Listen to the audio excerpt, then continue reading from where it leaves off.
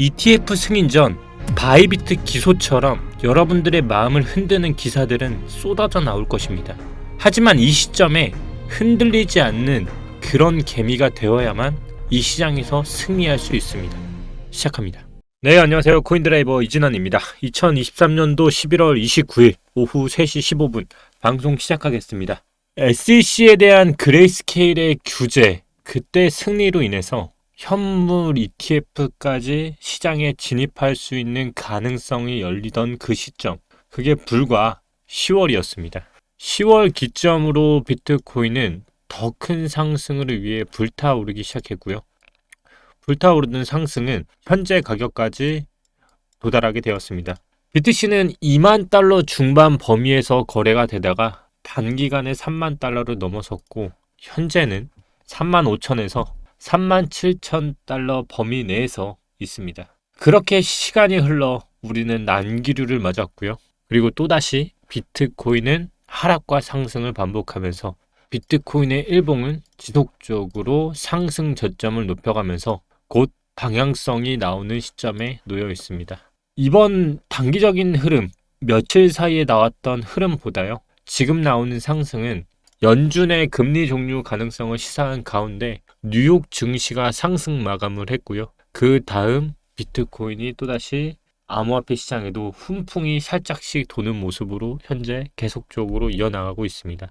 매도세로 돌아섰던 갈색 고래조차도 이제는 다시 한번 하락을 하다가 상승으로 턴을 했습니다. 이게 불과 몇 시간 전입니다. 이제는 많은 투자자들이 얘기를 합니다. 투자자들의 52%는 내년 5월부터 금리 인하를 예측하고 있다고. 공포지수조차 아직까지도 탐욕에 머물러 있습니다. 저는 아직까지도 이러한 점이 상승이 나왔다라고 하지 않는다라고 말씀을 드렸는데요. 진짜 상승은 매우 탐욕으로 넘어서고 상당한 시간이 걸릴 겁니다. 그렇기 때문에 현재 중립과 탐욕 사이에 있는 60.69%는 그렇게 높은 수치가 아니라는 것입니다.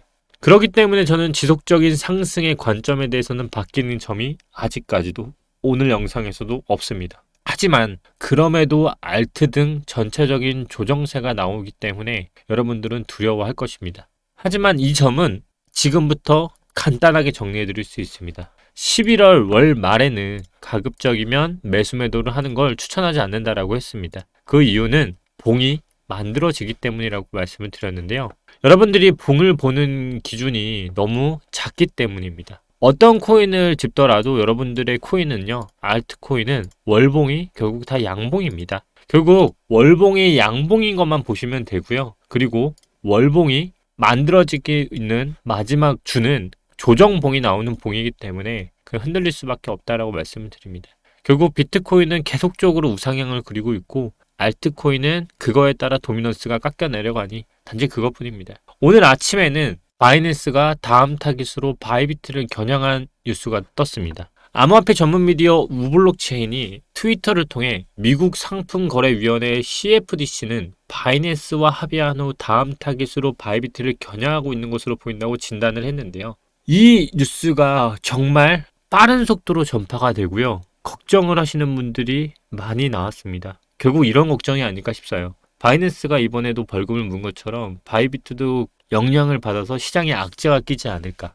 저는 이것 또한 잠재워 드리겠습니다. 악재는요, ETF를 코앞에 둔 이 시점에서 시장에 문제가 되는 요소들을 걷어내는 단계라고 생각하시는 게 더 맞을 것 같습니다. 저는 이게 악재가 아니라고 생각합니다. ETF 승인을 앞둔 이 시점에 과연 SEC나 이런 기관들의 고민은 무엇일까요? 바로 ETF가 본인들이 승인한 것들이 문제가 될 요소들이 발생하지 않는 것입니다. 업계 사기꾼에 대한 규제 단속을 통해 BTC를 자산 클래스로 합법화할 수 있는 길을 열고 있는 단초라고 저는 생각을 합니다. 그렇기 때문에 많은 ETF 직전 승인 후 예상되는 불법적인 것들을 지금 잘라내고 있는 절차라고 생각을 하고요. 그것들은 시장에 개미들을 흔드는 요소일 뿐이지 결국 ETF는 승인이 될 것이고 SEC는 우상향을 그리기 위한 승인에 앞서 이 절차들을 잘라내고 있다고 보시면 될 것 같습니다.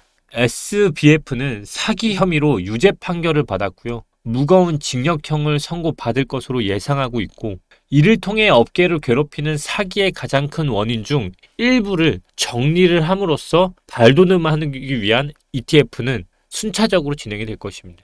그리고 또 나왔던 이에 뒤처지지 않게 해외 거래소 바이낸스 대표의 창펑 자오 또한 자금 세탁 혐의에 대해서 유죄를 인정했고 5천만 달러의 벌금을 지불하면서 결국 퇴출하는 수순을 밟고 있습니다. 그런 와중에 코인베이스의 주가는 천정부지로 오르고 있습니다. 이게 다 무엇일까요? 결국 이 중심에는 미국이라는 나라가 있고요. 그들이 탈중앙화의 중심에서 이 시장을 이끌어가기 위한 모든 절차들이 단계별로 들어가고 있다는 것입니다. 결국 이 모든 것의 정리 포인트는 ETF 현물 수단을 통해 비트코인을 자산 클래스로 합법화하기 전에 평판이 좋지 않은 모든 것들에 대한 대대적인 물갈이 작업이 지금 되고 있다는 겁니다.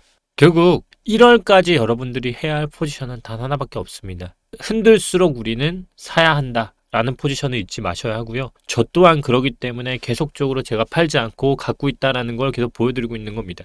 결국 SEC의 템플턴 해시덱스 ETF 승인 연기는 2024년도 1월 초 일괄 승인을 위한 것이라는 블룸버그 애널리스트의 말처럼 이 수많은 것들이 가장 최초인 1월 1일부터 시작해서 1월 안으로 어느 정도 결판이 나는 모양새는 나와 있을 것입니다. 결국 데드라인은 1월 10일, 결국 중순 안으로 어떤 발표가 날 것이고요. 그때까지 비트코인은 죽어도 저는 안 떨어질 것이라 봅니다. 떨어지더라도 그거는 유일하게 살 수 있는 마지막 기회라고 생각을 하고요. 계속 비유해드리는 리플처럼 호재가 소멸하기 전에 최소한 우리는 치고 빠지기 전략으로 가져가면 될 것 같다는 게 제 생각입니다. 1월 10일은 최초로 비트코인 현물 ETF를 신청한 아크인베스트의 최종 데드라인입니다. 제임스 세이파트의 내용을 좀 공유해 보자면 그는 아래와 같이 말을 했습니다. 세이파트가 본인의 트위터에 현물 ETF 승인 데드라인 자료를 공유하면서 프랭클린에 대한 승인을 연기한 것은 너무 이른 조치였다고 하면서 이 데드라인은 결국 2024년도 1월 1일부터 시작돼서 나온다는 내용을 공유했습니다. 근데 이 프랭클린은요, ETF 신청서 S1 수정본을 지금까지 내지 않은 유일한 곳이었는데 이제 오늘 수정본을 제출을 하면서 최종적으로 모든 기관들이 수정안까지 다 내는 결과가 나왔죠. 결국 저의 말을 종합해보면 2024년은 결국 우리는 ETF 승인 1월을 기점으로 매매 전략과 ETF 승인 이후의 매매 전략에 대해서 구성으로 나뉠 것입니다. 제가 지금 말씀드리는 시한은 현 영상에서 1월 전의 매매 전략으로 아직까지도 1월까지는 두려움 없이 흔들리더라도 사는 쪽에 대한 관점으로 계속적으로 데이터를 공유해 드리는 거고요. 지난 영상에서 보면 1월 이후에 시장에 대해서 비관적으로 보느냐는 댓글이 있었습니다. 그 댓글에 대한 답변을 저는 이렇게 드리고 싶습니다. 지금 보시는 자료는요, 미국 대선이 있을 해의 수익률입니다. 2024년도는 1월에는 ETF 승인 여부, 4월에는 비트코인 반감기, 5월 이후에는 금리 인하, 6월에는 총선, 대한민국 총선, 미국에서의 대통령 선거가 있는 해입니다. 제가 이전 글에서 결국 1월 이후에 하락을 하냐고 물었다고 했죠. 근데 여기서 말하는 하락은 결국 가격적인 면에서는 차트를 어떻게 본다 했죠? 왼쪽 어깨, 머리, 그 다음 오른쪽 어깨로 본다 했습니다. 하지만 이때의 기간만 보더라도 2025년입니다. 결국 우리는 현재 여기의 구간에 있다고 가정을 해보면 이 안에 결국 박스권 흐름은 현재 가격선인 30K와 42K 안에서 논다는 흐름입니다. 그러면 이게 전체적으로 꼭지점 기준으로 하락으로 볼 수 있지만 결국 박스권이라는 얘기입니다. 이 얘기를 다시 해보자면 우리가 과거 비트코인의 대역사적인 날이었던 이 날들을 잘 기억해 보시면 여기도 어땠습니까? 결국 박스권 안에서 시간적으로 2017년부터 2018년까지 상승과 하락, 상승과 하락, 상승과 하락을 반복하면서 시간을 끌었다는 겁니다. 결국 지금 차트도 저는 그렇게 시간을 본다는 거고요. 그래서 우리는 2024년도 1월 이 기점의 머리 부근 그리고 다시 한번 흘러냈고 다시 시간을 끌고 내려오는 이 흐름의 전체적인 흐름을 이해하는 데 있어서 전의 매매 전략과 후의 매매 전략을 따르게 가져가야 우리의 최종 목표인 수익률을 올릴 수 있다는 겁니다. 이거를 잘 이해해야 한다는 겁니다. 다시 돌아가서 그럼 2024년도는 무슨 해인지 다시 설명을 드리겠습니다. 이렇게 많은 일정들이 포함되어 있는 2024년도에 그래도 안심할 수 있는 데이터는 무엇이냐? 바로 대선 기간의 수익률입니다. 미국 대통령 선거가 있는 해의 S&P 500은요. 100% 중에 75%의 확률로요. 대부분 이 해는 상승을 보여주었습니다. 그 중에서도 S&P 500 지수 중 S&P 500의 75%는 상승을 보여줬고요. 또 하나는 평균 값은요. 중간 값은 10.7%의 상승이었고요. 평균은 7.5%였습니다. 결국 이 수치를 봤을 때 2024년도 한 해의 흐름은 상승 안의 박스권이라는 얘기입니다.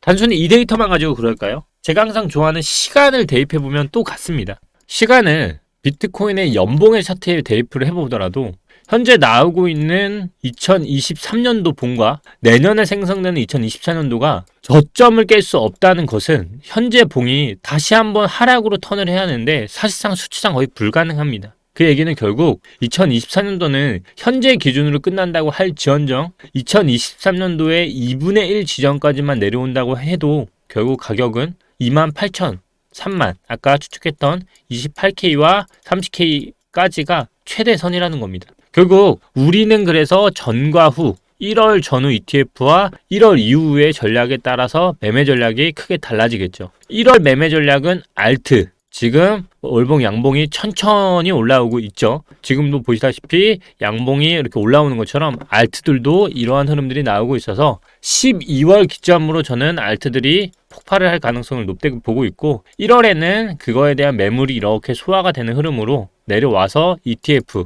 매물이 끝나고 다시 2월에 반등을 할지는 그 이후의 전략이 될 것 같다라고 정리해드릴 수 있겠죠. 또 하나의 데이터로는 이 와중에도 고래들의 움직임입니다. 지난 영상에서 저는 세 가지 코인에 대해서 말씀을 드렸는데요. 그 첫 번째가 바로 이더리움. 기관들의 이더리움 흐름이 심상치가 않습니다. 현재 비트코인 ETF에 집중을 많이 하고 있는데요. 이더리움 ETF도 1월에 승인이 된다는 얘기가 많이 돌고 있습니다. 그렇기 때문에 현재 보시는 동그라미 차트와 같이 연평균으로 하락하고 있던 이더리움의 기관들의 투자가 처음으로 고개를 들었습니다. 이 시점이 ETF였고요. 또 하나가 바로 리플 고래들의 매집량이 엄청나다는 겁니다. 11월 27일 기준으로 1100만 개의 매집이 일어났고요. 세 번째는 바로 이더리움 또한 이렇게 계속적인 매집 현황이 눈에 띄게 나오고 있고 지금 보시는 뉴스는 바로 몇 시간 전에 불과 1시간 전에 이더리움을 추가로 매수했다는 거. 저는 12월에 추가 매수를 할 예정이라고 계속 말씀을 드립니다. 가격은 상관없다. 나는 단지 이 시장에 개미들의 집중도가 어디에 있는지가 중요하다고 말씀을 드리죠. 그렇기 때문에 항상 포트폴리오는 비트, 이더, 리플 위주의 50%는 땡땡이가 갖고 있고 나머지 50%는 본인들의 투자 성향에 따라 알트코인 비중을 가져가는 게 알트가 하락을 하더라도 나머지 50%에서 해지 역할을 할 수 있다라고 말씀을 드립니다. 그리고 마지막 대막의 고래 추적입니다. 저는 정말 특이한 고래 한 마리를 찾아냈습니다. 바로 이 고래인데요. 이 고래의 지갑 주소가 정말 특이합니다. 현재 축적되어 있는 비트코인만 하더라도 10,000개가 넘고요. 이 고래가 축적된 날짜를 보시면 한 달 사이에 10,000개를 샀습니다. 저는 이게 갈색 고래일 가능성도 높다라고 생각을 하는데요. 매일매일 비트코인을 몇백 개씩 사는 사람이 있다고 생각하시면 믿겠습니까? 이 고래의 지갑 주소의 타임라인을 잘 보십시오. 어제 28일 기준으로 376개를 더 샀습니다. 그리고 추가로 163개를 더 샀고요. 674개. 말 그대로 28일 어제 기준으로 상승이 일어났을 때 비트코인 축적만 1000개가 넘게 했습니다. 27일에는 500개, 26일에는 1000개, 73개, 1000개, 159 쭉쭉 계속 삽니다. 이 고래는 가격이 높아질수록 더 사고 있습니다. 이 고래가 지금 가격에 사면 우리 기준으로는 손해인데 이 사람은 손해인데도 계속 사고 있습니다. 이게 무엇을 의미하겠습니까? 아직 이 고래가 매도하기 전까지의 수익 실현만 하더라도 아직까지도 상승이 유리하다라고 판단할 수밖에 없다는 겁니다. 이 고래를 두고 여러 의견들이 나옵니다. 이 고래가 블랙록이다.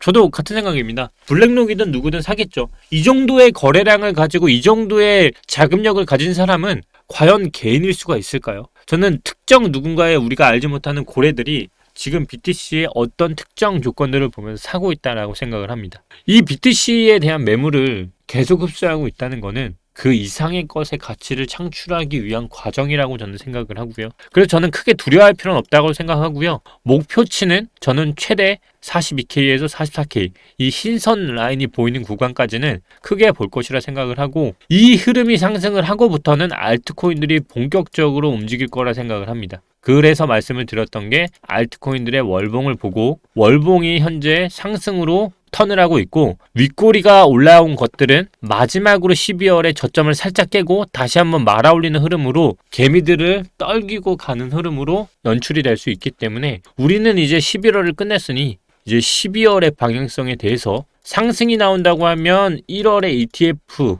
이 전후로 아마 가장 큰 변동성이 나올 수 있을 것 같고, 1월의 ETF의 승인 여부에 따라서 뭐 3월까지도 있다고는 하지만 잘 모르겠어요. 이거는 일단 기대를 하지 않고 있고요. 1월을 마지막 대기간으로 보고 우리는 1월 전후의 매매 전략과 후의 매매 전략을 가지면서 이 장을 최대한 즐기는 게 좋지 않을까 싶습니다. 1월 후에 ETF에 대한 매물이 다시 한번 시장에 나온다고 할지언정 기존에 나왔던 차트를 보여드린 것처럼 보시는 것과 같이 2023년도에 예상하는 차트인데요. 뭐 이 이상을 보지 않는다고 할지언정 결국 여기 구간만 봤을 때 목표 도달 매물 ETF 매물이 던지고 나오더라도 결국 여기 가격이 뚫리지 않는 한 상승으로 가겠죠. 그거는 이제 나중에 봐야 하는 거고요. 그래서 저는 이 흐름이 이쪽은 상승 그래프지만 이렇게 갈지 이거는 봐야 하는 흐름이다. 결국 우리는 1월과 이후의 흐름으로 판가름해도 우리의 최종 목표는 수익률을 올리는 리스크를 줄이는 매매로 시장을 이해하고 가자는 겁니다.